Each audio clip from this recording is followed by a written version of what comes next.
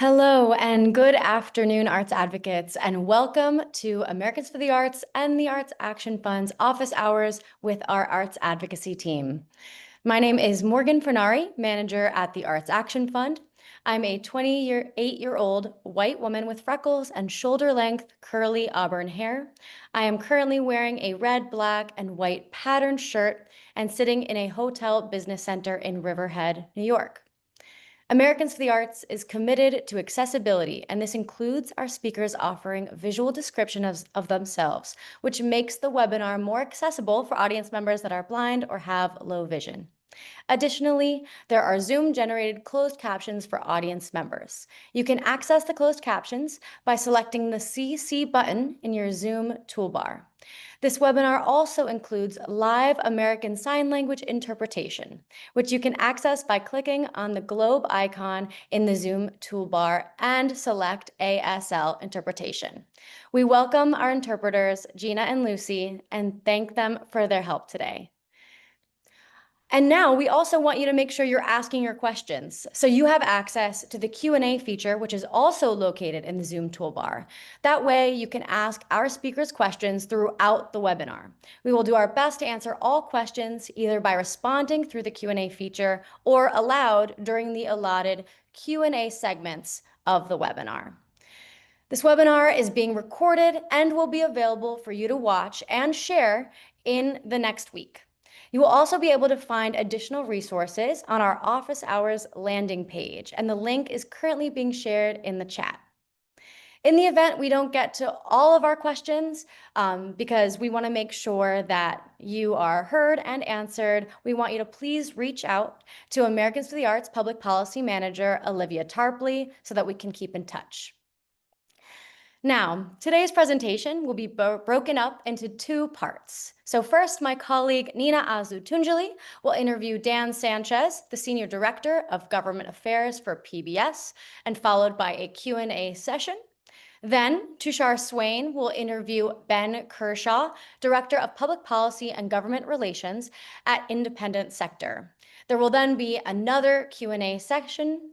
And then at the end, my colleague Olivia Tarpley will share additional information about our upcoming advocacy activations and how you can take action today.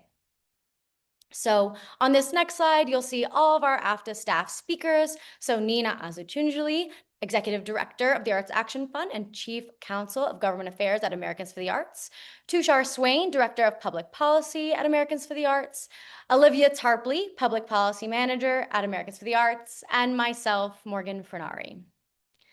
On this next slide, you'll be able to see our two wonderful guest speakers who we are very, very fortunate to have with us today. Dan Sanchez, who's the Senior Director of Government Relations at PBS, and Ben Kershaw, who is the Director of Public Policy and Government Relations at the Independent Sector. Now, please welcome, we're gonna have Nina Azu-Tunjali and Dan Sanchez with us first. They'll come on screen shortly. Thank you all so much and have a wonderful webinar. Thank you so much, Morgan.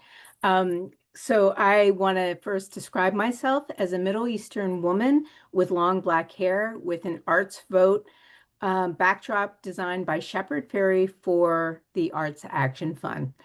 And I want to welcome Dan Sanchez to our program.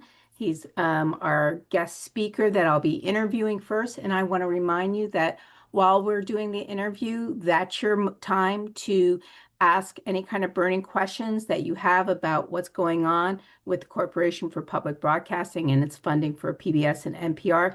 Because after I'm done with the interview, we will turn to your audience questions to be able to answer them to the best of our ability. So Dan, I want to ask you to start with a quick visual description of yourself and then begin with a little background about PBS, where you work, as well as the Corporation for Public Broadcasting, and a little bit about NPR. Sure. Thanks for having me. So I'm Dan Sanchez, Senior Director of Government Relations at PBS. I'm a 56-year-old Hispanic male. I have short, brownish, grayish hair. I'm wearing a plaid button-down gray shirt, and I am talking to you from my home office. There's a bookcase behind me, which is blurred, which I may unblur so you can see my daughter's artwork. And again, just happy to be here. So going right in, so the conversation today is about CPB funding. I actually worked for PBS, which is a separate organization. CPB is a private corporation which is funded by the federal government.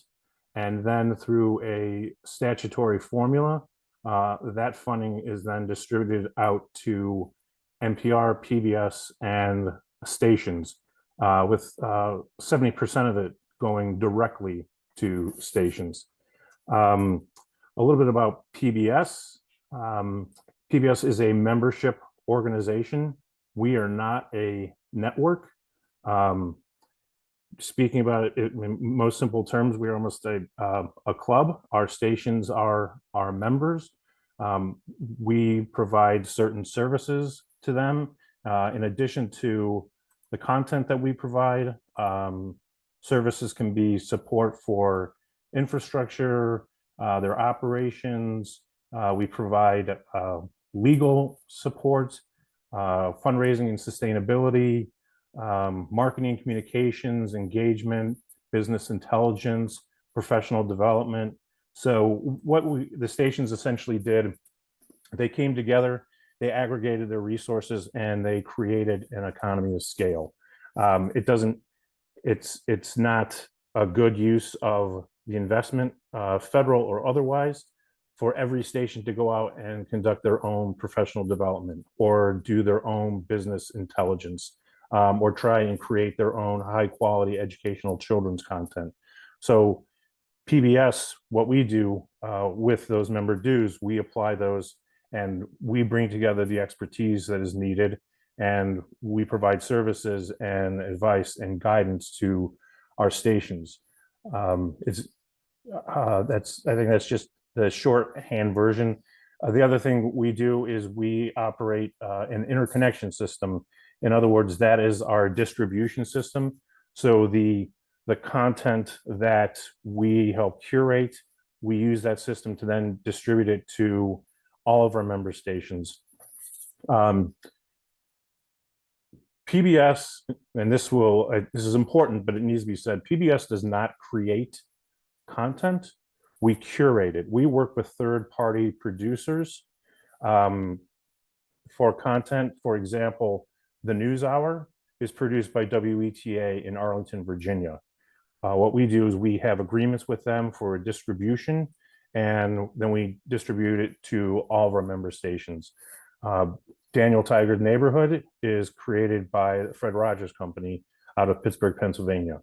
And again, we come to agreements with them and we distribute that content.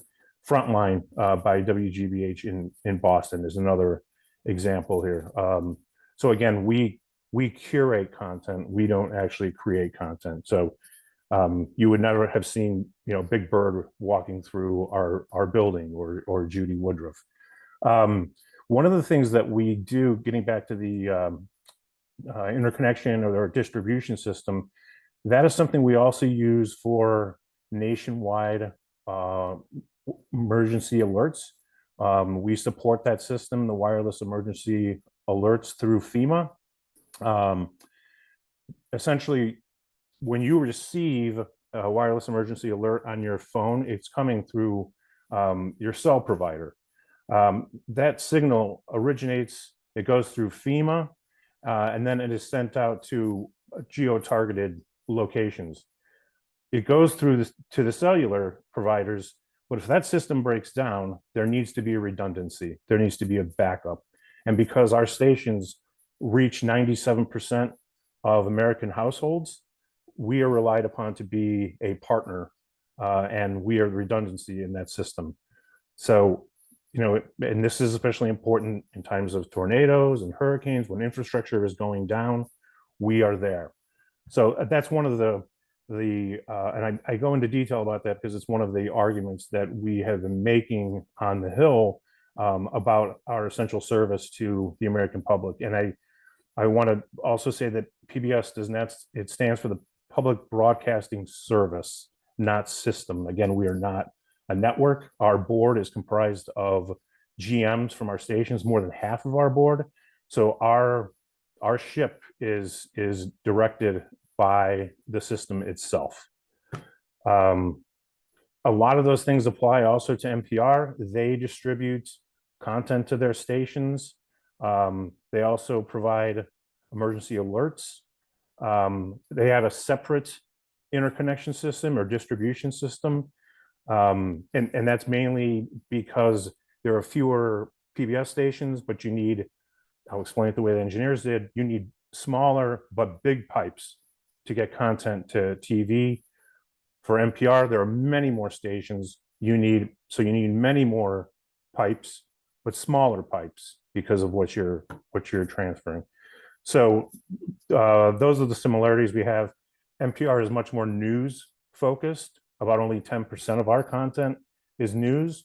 We are, of course, known for our high quality kids content, some of our public affairs shows, and of course some of our other series. So with that, I'll let. I think it was a little long, but I think all those things are very important to understand here because you have to understand our system. Go ahead, Nina. Yeah. And I specifically wanted Dan to lay out that landscape because we need to know what's at risk. If funding for these stations and NPR and PBS, and of course, Corporation for Public Broadcasting System are cut or eliminated, we need to know what's at risk, how it impacts communities large and small across the country, both radio and television. So the Corporation for Public Broadcasting has had a target on its back over the years. And it specifically had a target in the election campaign in 2024 with Project 2025 calling for its elimination. And then shortly after President Trump's inauguration, he released an executive order that targeted specifically NPR and PBS. Can you tell us what the situation is now and the fact that 100% of funding moving forward is in the current federal rescissions bill that's being contemplated by Congress? So Sure. if you could share that. Yeah. I want to start off by making absolutely clear, and with no exaggeration, this is the most dire threat that public media has ever seen since its existence. There have been efforts in the past. They only made it so far. We right now are one floor vote away in the U.S. Senate from having funding for CPB eliminated.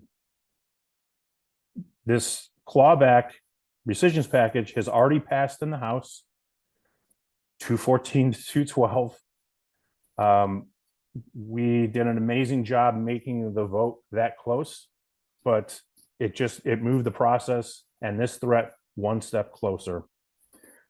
There was a hearing on Wednesday in the Appropriations Committee. That's where it's called a special message from the White House. That's where it was referred to in the Senate and to the Senate Budget Committee.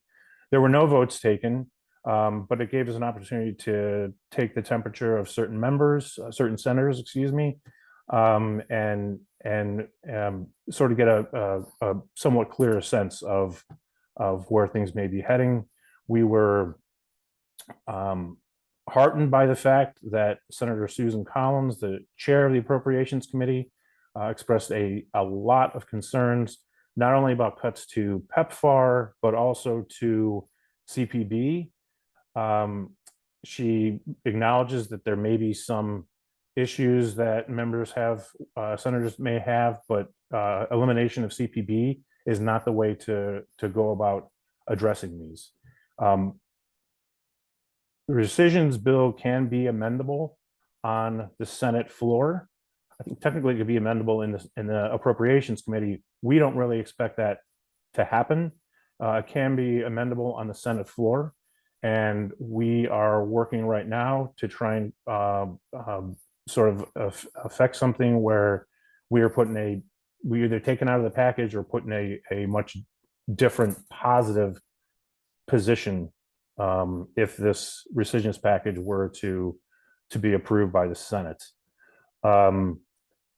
There's an opportunity to discharge the rescissions bill from committee. That may happen as early as July 7th.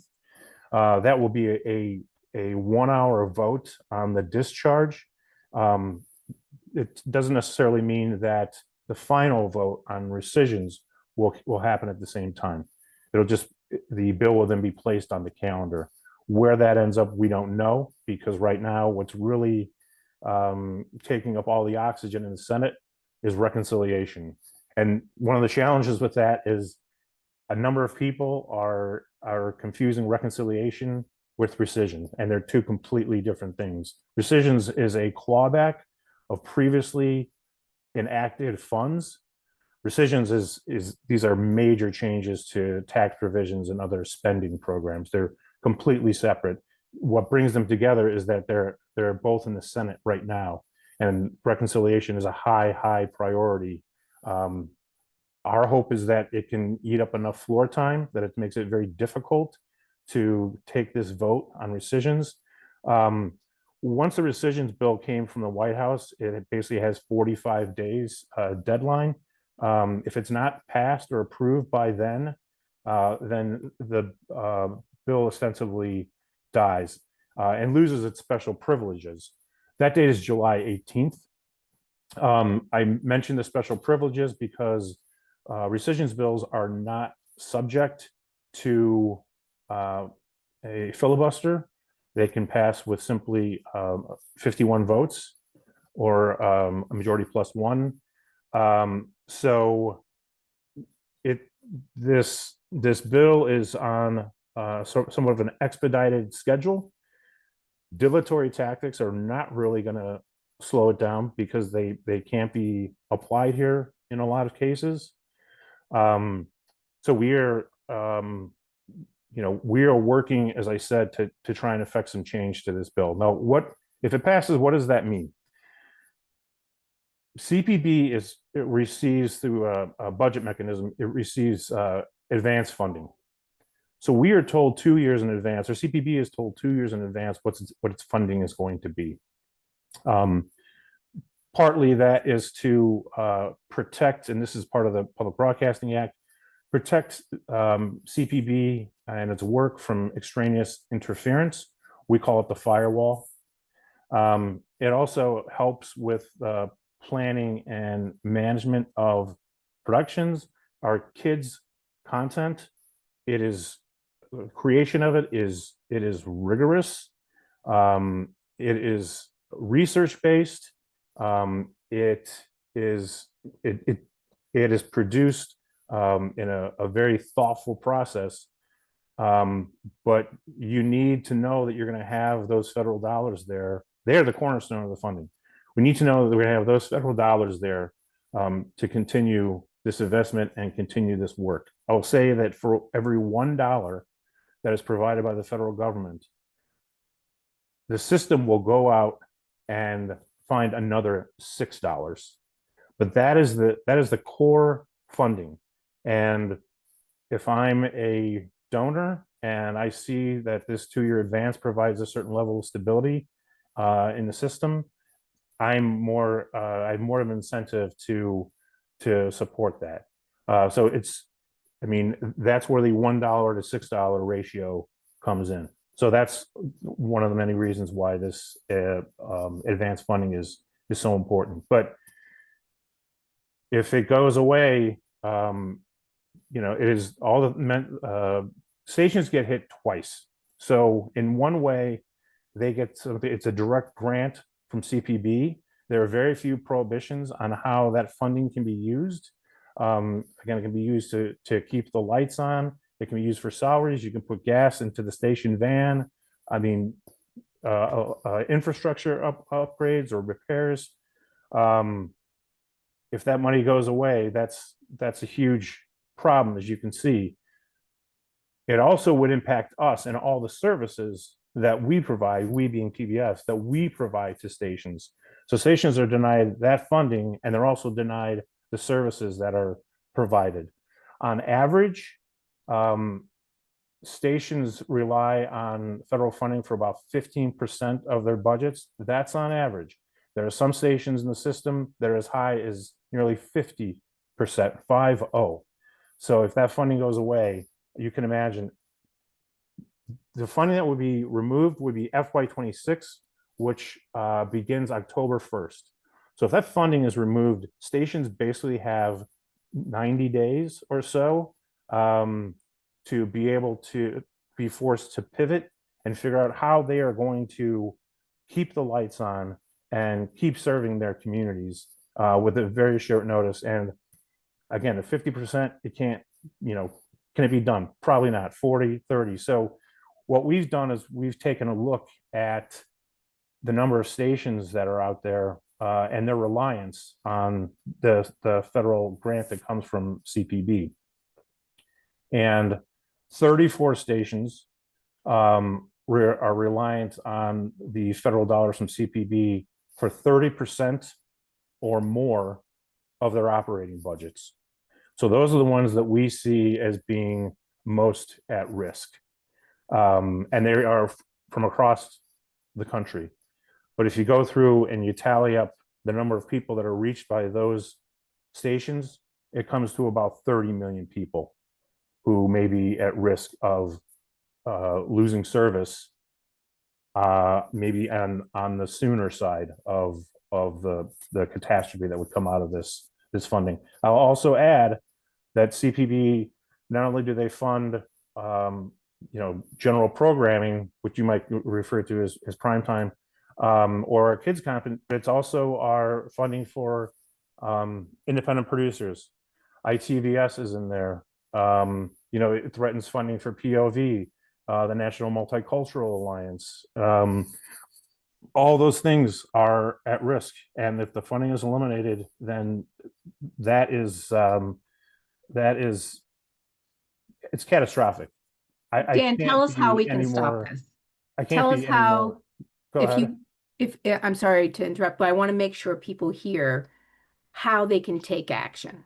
Okay. What site do they need to go to? Do you prefer they call or email or tackle them at the grocery store this week? So or at 4th of July parades, really, we are trying to figure out how we reach folks at 4th of July parades. There is a website, protectmypublicmedia.com, and I'll put it into, there you go. Thank you, Lucy. It's .org, I believe, right? It is. But if you do .com, Google will redirect you. But okay, please just do .org. That will provide regular updates. It will get you signed up. It'll get you connected with your senator and your member of Congress. House members are still important because if this thing gets amended, then it's going to have to go back through the House. So we're going to have to go through that process again. So please reach out to both. Right now, we are at more of a simmer than a boil, just because there's, a couple of weeks ago when we were waiting for the vote and we knew it was going to be, we had the temperature turned all the way up. And I mean, it was boiling over, but you can't keep that level. You can't stay at that level all the time. Your advocates have to have a bit of a break, and there's a natural break that's occurring now. And there's also, I mean, it's impossible to break through with all the news that's happening now. I mean, whether it's the Trump and Musk divorce or the Israelis, bombing Iran, or then our involvement, it's very hard to break through. Right. So, but please sign up, have your friends sign up. We have been pretty successful. This site's been around for 8-9 years now, so it was ready for this moment. There's been about 2 million touches to the Hill so far. There was one office who said, "Can you please make the phone stop ringing?" Kind of the gold standard right now is phone calls.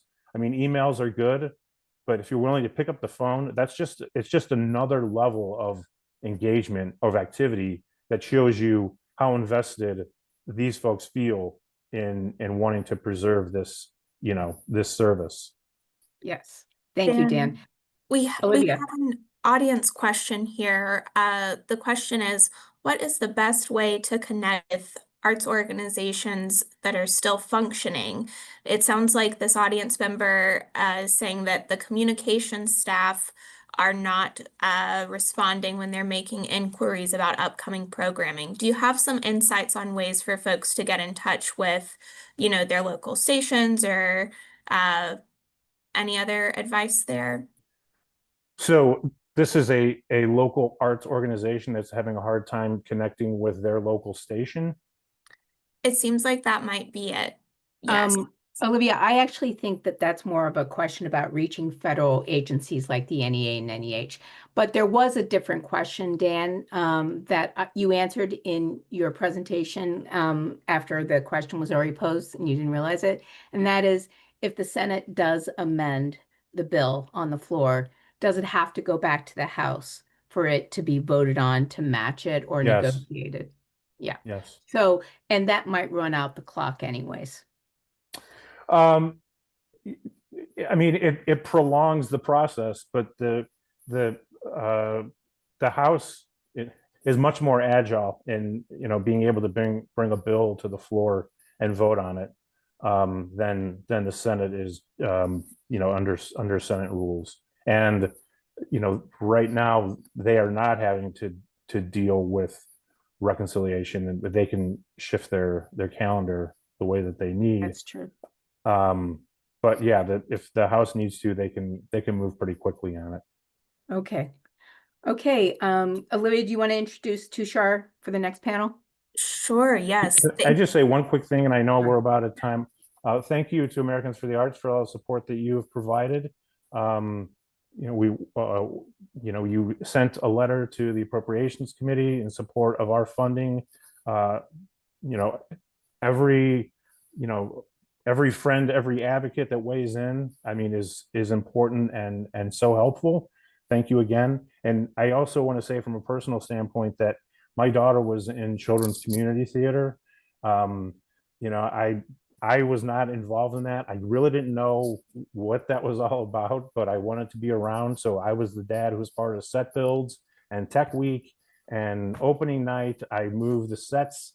I tore down, my wife ran the after party, and it had such a great impact, not only on me, but my daughter. So I really appreciate everything about this. And I really appreciate the opportunity to speak to the arts community. Thank you.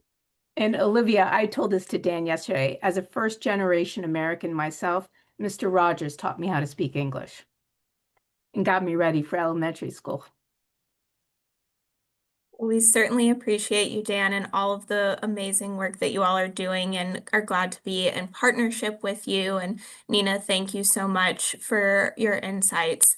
If you both are able to stick around, there might be a few more questions coming into the Q&A box, and as panelists, you should be able to answer those easily. So thank you for continuing to share your time with us. We're excited to bring on our colleagues Tushar Swain and Ben Kershaw for our next conversation. So Tushar and Ben, over to you. Thanks, Olivia. And Nina and Dan, Mr. Rogers taught me how to speak English too. Good afternoon, everyone. My name is Tushar Swain. I'm a Director of Public Policy at Americans for the Arts. I am a middle-aged man with a bald head and brown skin. Today, I am wearing my glasses and a pink collar shirt with blue stripes. I'm in my office with 2 pieces of artwork behind me on my wall. Over the course of the last several months, we've heard a lot about moving President Trump's agenda through reconciliation via the Big Beautiful Bill. These priorities will have effects on the nonprofit sector, including nonprofit arts organizations. We have one of the best experts in Washington, D.C. to talk to us about these issues and more. Ben Kershaw is Independent Sector's Director of Public Policy and Government Relations, where he works to advance a policy agenda that protects and promotes nonprofit organizations' ability to serve their communities. Before joining Independent Sector, he was the Director of Policy and Legislative Affairs at the American Alliance of Museums. Ben also served as a legislative assistant to U.S. Senator Jeanne Shaheen and to U.S. Representative Patrick Kennedy, advising them on a wide range of issues, including tax and budget policies. Hi, Ben, and can I invite you to give a physical description of yourself? I'd be happy to, Tushar, with thanks for your warm professional description of me. It's very kind of you. I'm a middle-aged white man matching Tushar in a pink button-down shirt today. I just got my first haircut in 4 years. I have a beard, and behind me are travel photos and my daughter's coats hanging. Great. Do you want me to talk about independent sector a little bit, Tushar? Please talk Great. about independent sector. So as Tushar noted, I joined independent sector 7.5 years ago. Still think of myself as a displaced arts and museums advocate. Don't tell everyone around the office that I said that. We are the national membership organization that represents charities, nonprofits of every size and type, and foundations of every size and type, as well as corporate giving programs and academic centers working to promote the health of the whole charitable sector. So our members are sort of as diverse as that sounds, and I know that the Americans for the Arts staff might emphasize with this. Their diverse perspectives are as diverse as you might guess. We're really at our strongest when we are functioning not as a direct mouthpiece, but as a network of networks. And so that's why we're so grateful to work with and have as members people like Americans for the Arts, to help all of us work together in the same direction on things that impact the whole sector's ability to serve communities. So we commission research. We're not a research organization. We run a few high impact programs. We think they're high impact. And we bring the sector together around things that unite the sector. And a lot of that work is policy work, which I have the pleasure of working with Tushar and many other folks on. Thanks, Ben. Your work and independent sector's work has been invaluable to Americans for the Arts and to me. We sit on your public policy committee. We're on your coalition calls all the time, and we're able to really just gain some real extensive knowledge on what's going on in the Hill, as well as nonprofit research. I think the reason why many are tuned in today is talking a little bit about the big beautiful bill or reconciliation.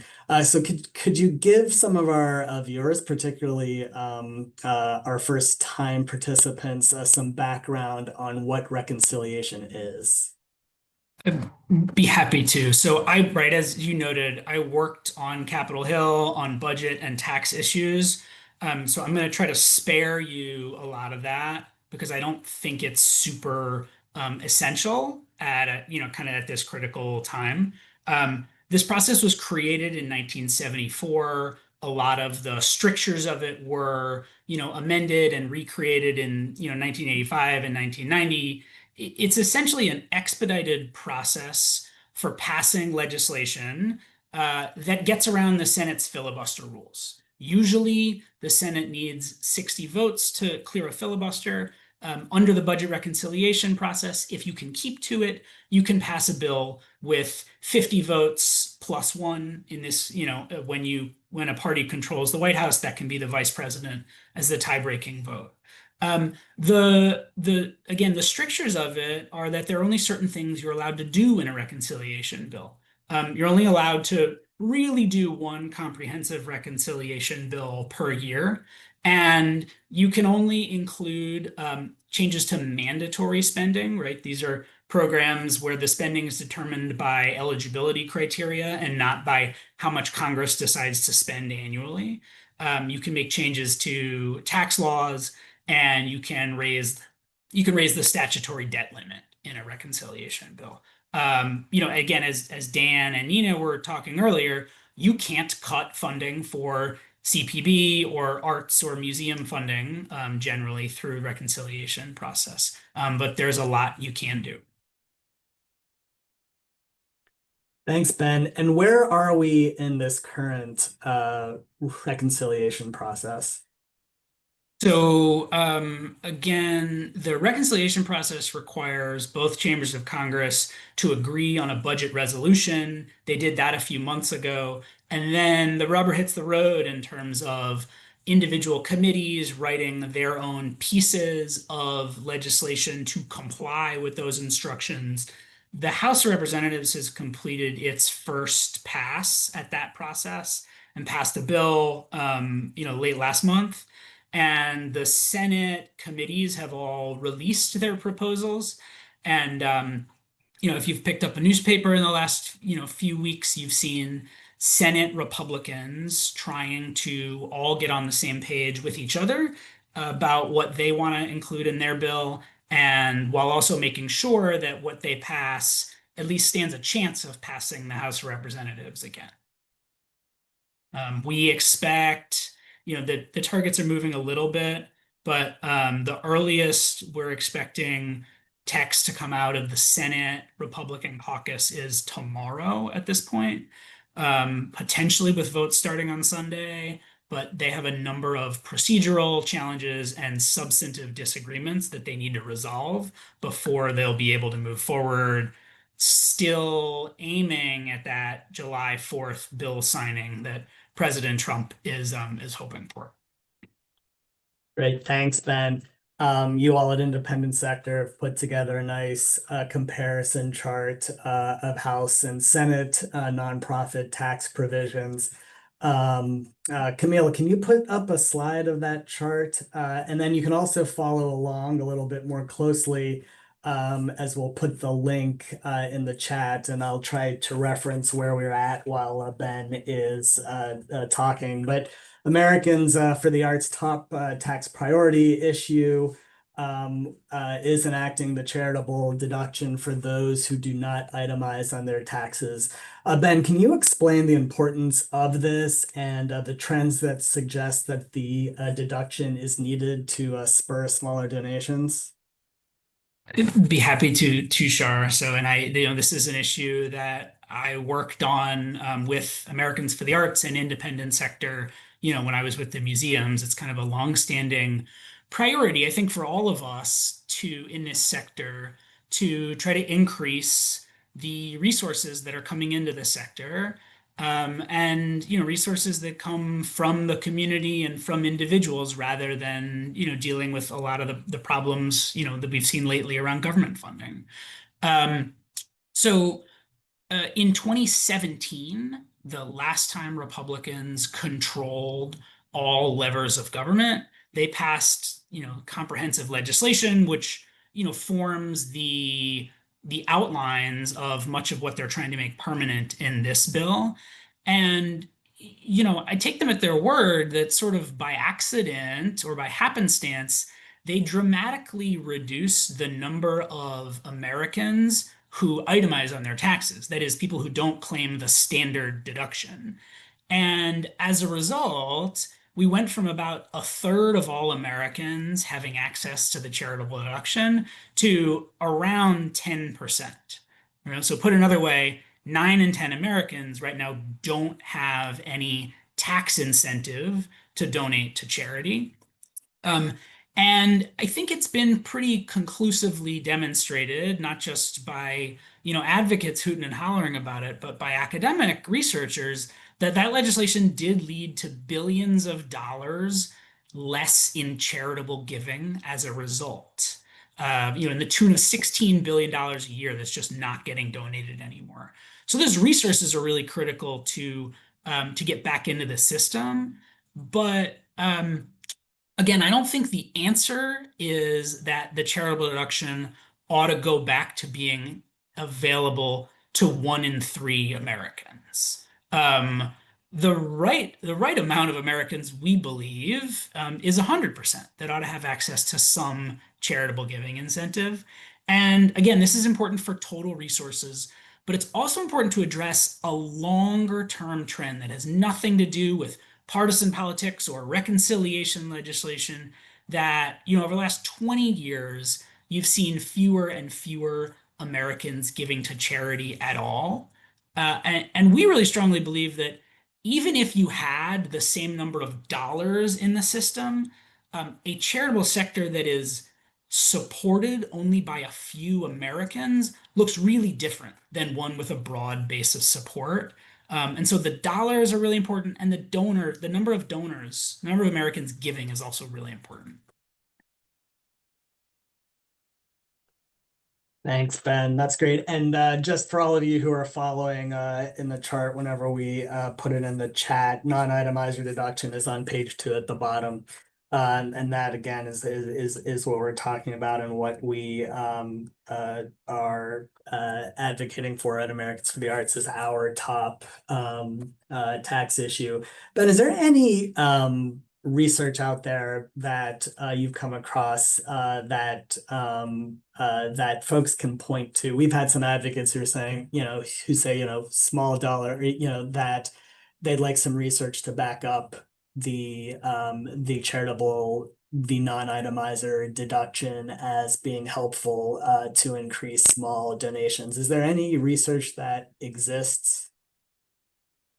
So it's good question, Tushar. I think one key piece of research is this study I referenced by researchers at Indiana University and other institutions, published in the National Bureau of Economic Research. And it's the study that we think most conclusively demonstrates $16 billion in giving was lost as a result. And so that's one thing to point to. In terms of research around the impact of a non-itemizer charitable deduction, I hate to plug our stuff, but back in 2019, Independent Sector commissioned some research, again working with Indiana, around what a few proposals to create a non-itemizer or universal charitable deduction could mean for giving.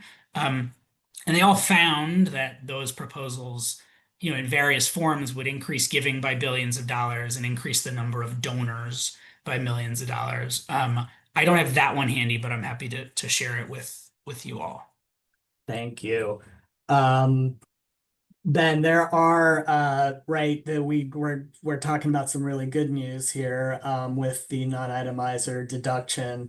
Can you talk just about some other tax provisions that could be harmful for nonprofits and that independent sector has really been at the forefront of advocating against? I'd be happy to, and I don't want to be a total downer, so let me start from 4 things. I'm holding up 4 fingers that were really concerning in the bill that passed the House of Representatives.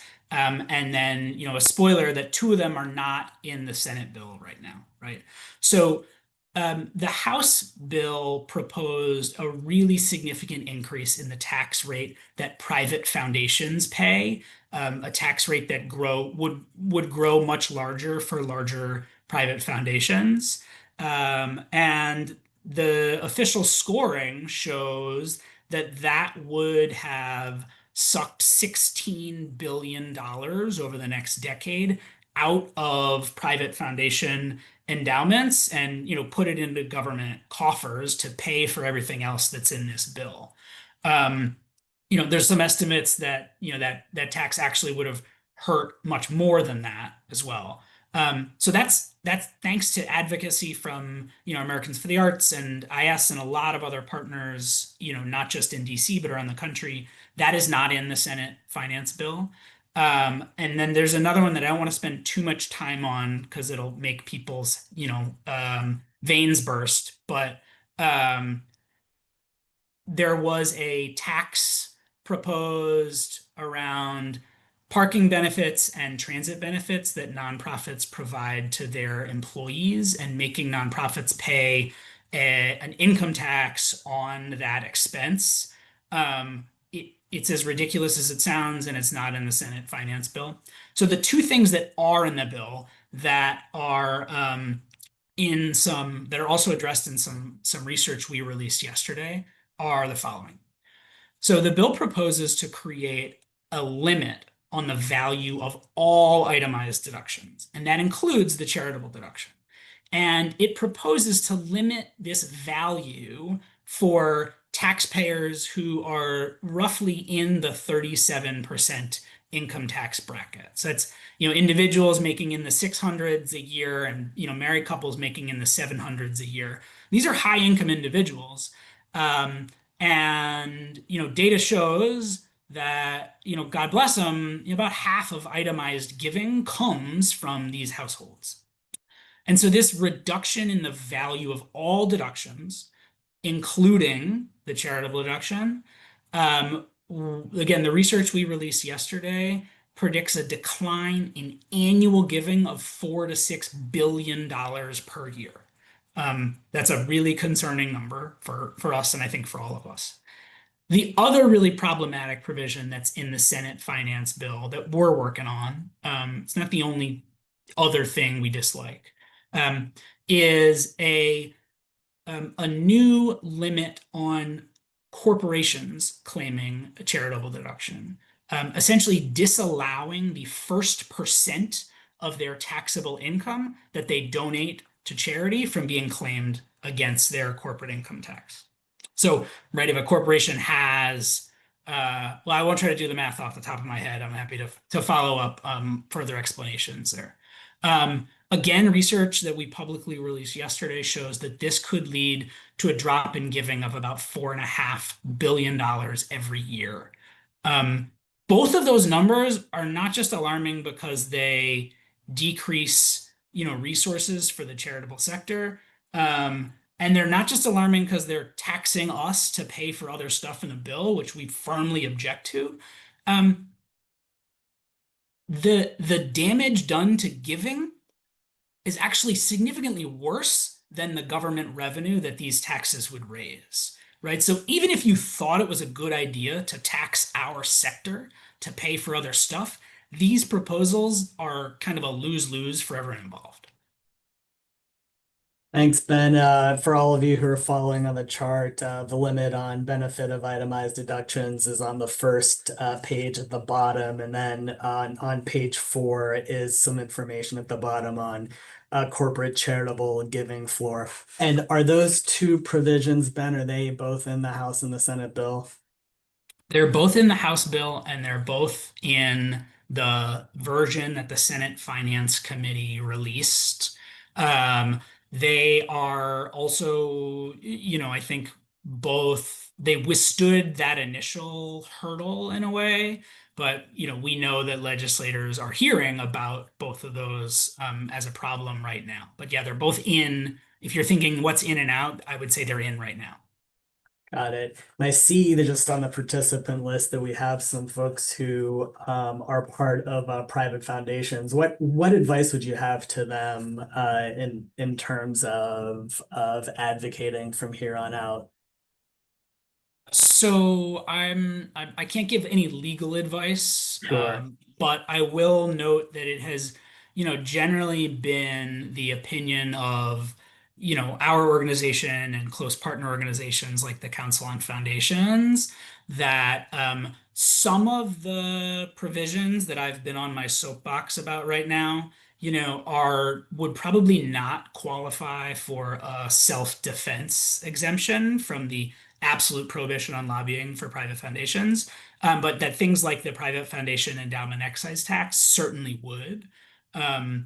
And I've also seen other opinions that in writing that the charitable deduction is also falls within that self-defense exemption. So that's some sort of information I could provide. Thank you, Ben. I appreciate that. Looking here, question in the chat. What is the status of the White House proposals to revoke nonprofit status? It's a great question. I would love to ask them. So we've seen really concerning and unprecedented signals from the Trump administration, even from the president himself, that certain organizations are doing things that ought to cause them to lose their status, to translate some of it. And I would just remind all of us that there's an explicit prohibition in law, I think punishable by up to 5 years in jail, for an official directing the IRS to investigate any individual or organization. So they're really concerning things that have been talked about. And as of yet, nothing concretely, proposed. Not to deluge you all with too many links, but because there is so much out there around executive orders and court cases and legislation potentially impacting our sector, we have partnered with a law firm that track all of this stuff for all of us. And I'm happy to share some of those trackers in there to help people stay up to date. Those links update on their own, or they're updated every 2 weeks automatically. Thanks. Can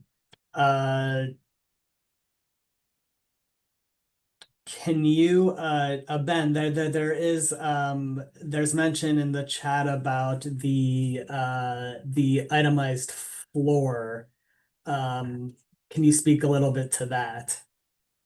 Yeah, happy to. So I talked about the corporate floor, right, disallowing that 1% of deductions. So the House of Representatives, I think, to take a quick step back, the House of Representatives included something pretty encouraging in its proposal, which was that it for a few years at least, they proposed giving every American access to the charitable deduction. Unfortunately, they proposed a really low limit on the maximum amount that someone could deduct when donating to charity, $150 per person. That's what passed the House of Representatives. The Senate proposal around the charitable deduction for individuals is very different, and it has two pieces to it.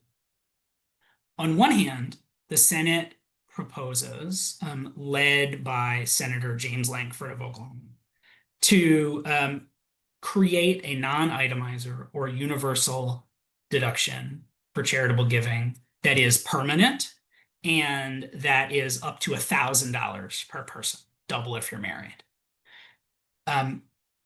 In order to offset that cost to Treasury, the bill also proposes putting a floor only for people who itemize their donations, right? So not for non-itemizers, but just for itemizers, a floor of 0.5% of their adjusted gross income. So if a household earns $100,000, God bless them, they donate $1,500 to charity, they can't deduct $500 of that. But every other dollar they deduct after $500, every other dollar they donate, they can deduct. That's how that floor is proposed to work. And it's our understanding that those two proposals are kind of linked within the author's thinking. What I think we don't know yet is what the net impact of that on charitable giving is going to be. And believe me, I would love to understand that better. And we'll continue to work and talk to folks to try to understand the impact of that. So that's a very substantial proposal around the charitable deduction, whose impact we're eager to understand better.